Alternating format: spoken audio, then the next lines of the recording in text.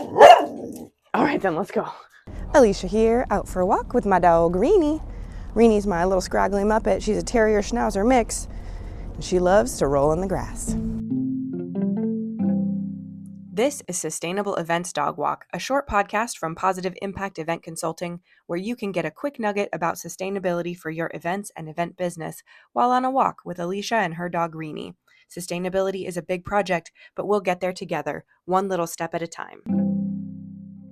All right, so you know, as a listener to event podcasts, that one of the hardest things that we deal with is the difficulty with specifics. Events are all so unique. Everything, the answer is it depends. You know, it's so hard to give examples or instructions on the best way to do things because everything is completely circumstantial. It's like talking to the doctor. Everything is depends on this, depends on that. It's all circumstantial.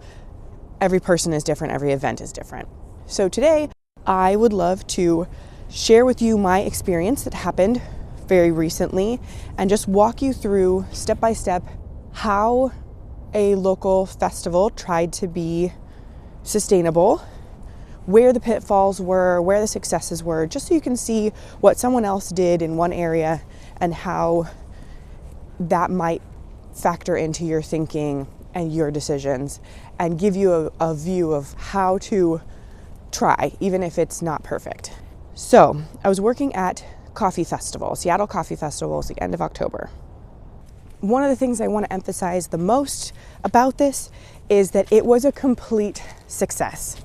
So at Seattle Coffee Festival, as with the other coffee festivals within their organization, they instructed all of the coffee roasters who were coming to set up a booth and do tastings to bring compostable cups only for their tastings. And they were advised that there would be compost for, tiny puppy. Oh my gosh, she's so cute. Come on, I know, I'm the one who said it, but we gotta keep walking. And this was Seattle's first year with this coffee festival, so everyone's getting acquainted with the rules and the situations and all of that. And full disclosure, I did not see their contracts, but I did see their final reminder email about procedures for load-in and being at the show and all of that. Now, obviously, first of all, I was so excited to see this stipulation. I was also excited to see that when I got on site, one of the teams that we would be managing is Perennial, a waste management company who were hired to come in and sort the waste for us, a huge, huge component to successful waste management at an event. But to the best of my knowledge, one of the pitfalls that we ran into is that there were no consequences for not following the request to bring only compostable tasting cups. And you may have seen online sort of the demos of how long it takes for a Starbucks cup to break down and how in the end you end up with a still perfectly watertight, usable, thin, clear piece of plastic because it's coated in this plastic coating, and being a mixed piece of plastic plus paper is why it's not recyclable. And that's what we were trying to avoid at Coffee Festival. And what we ended up seeing is there's a couple of results here. One is the consumers were not able to differentiate what the deal was with the cups. The fact that the cups were meant to be compostable, but then some weren't, meant that some people checked with the cup that wasn't and threw all their cups in the trash, and some people checked with the cup that was and threw all their cups in the compost. So that's why we had Perennial there, to be able to use their little grabby sticks and pull out the ones that didn't belong in compost and make sure they ended up in landfill, which sucks, but we can't contaminate the compost. Now, the other thing that happened is Perennial, they were awesome. Let me just say, talk about the most referable company to work with. They were totally on top of it. They handled all trash management throughout the event, including the sorting actively during the event, so it wasn't have to be post-sorted. And they also sent us a post-event report, really beautiful report that is very easy to read with some recommendations, things like educating the vendors a little bit more about the process, the hows and the whys, options for different type of sorting next time, and our stats. And check this out. They reported that we were able to divert 78% of waste from landfill versus if we had not had waste sorting at that event. And that was 552 pounds of compost, 418 pounds of recycling, and 268 pounds of trash. And of that trash, a huge proportion was preparation materials like gloves and things like that, and those cups that were meant to be compostable. Of course, their recommendations included providing a reusable teacup, that's a slip there, a coffee cup like we do at the tea festivals I attend. One of the things that we had already done in the Know Before You Go materials is recommend and encourage people to bring their own coffee vessel. So we saw a lot of mugs walking in the door, and I loved to see that. So Perennial was so helpful, and they were also going around, and people were able to see, the consumers were able to see that there were people handling the trash and making sure that the right stuff was in the right place. They had the big signs for the bin, but honestly, when everything looks kind of the same, it's hard to tell what's supposed to go in what bin. And you just, even with a computer AI trying to help people, even with a person standing there, in the end, there's going to be some manual sorting that has to happen. So just having the plan for it to be happening actively was so successful and really helped to reduce that landfill waste.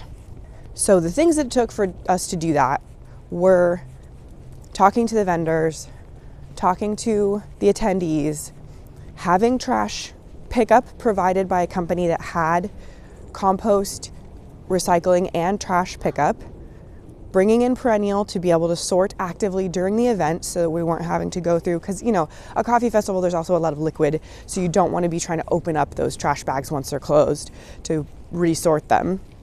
We got that report at the end, and what leaves now is looking at who didn't follow the request to bring compostable, possibly why. Do they need more resources on where to find appropriate cups? Did they just still have a backlog in their cafe that they were using up?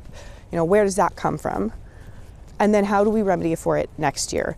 Is it a question of penalties? Is it a question of checking when they do their setup and saying, you got to go right now and buy the appropriate cups, or we have backup cups that we are going to now sell to you and you're not allowed to use the cups that you brought that are not compostable? It's adds another complication, but I wanted you to be able to see the step-by-steps for this one choice, how we went about that, and the fact that this is how you do it. This is how it makes sense. This is how it goes into an event. Just like every other choice we make, we go all the way back to the beginning of making sure we're booking the right vendors, making sure we're communicating the right information. And one of the things I want to emphasize the most about this is that it was a complete success. I have outlined how the vendors were not completely successful in their instruction to bring compostable. There was also some hiccups on realizing that their compost waste behind was exclusively compost and that they shouldn't throw their gloves and non-compostable into their waste bins that we had provided. The attendees didn't know which bins to throw things in, but the reason it's a success is because we put the effort in. We took the right step. Seattle Coffee Festival decided not to wait until there was a perfect system we could adopt that would guarantee we divert all trash from landfill, and instead took a stab, got 70 or 80% uptake, made sure to bring in the vendors that could make sure to solve for the gaps, and got a result, a better than if they had done nothing result. And that is all I want for you to be focused on all the time. Better than last time. And honestly, if last time you did nothing, then that's going to be really easy. But that's it. This is not about lessons learned or criticizing what didn't get done at Coffee Festival. I want you to see what all the pieces were and where there was success and when there was not success. But it's about seeing how 80% is better than 0%. It's about seeing that you can get started, that people see what you're trying to do. Attendees brought their own mugs. So I hope that is inspiring. We were looking at primarily environmental sustainability with this story out of the 4 pillars of environmental, social and community, personal health and well-being, and economic. But when it comes down to it, there's an argument for every single one of those categories within the choices that were made. So I hope that has been inspiring. If you have questions now, or if you would like pointers or for me to address a tangential question or topic off of this, please do submit through my contact information in the details of the podcast. And I'll be back next week with more sustainability tips, tricks, ideas, recommendations, referrals, stories, and inspiration. See you then.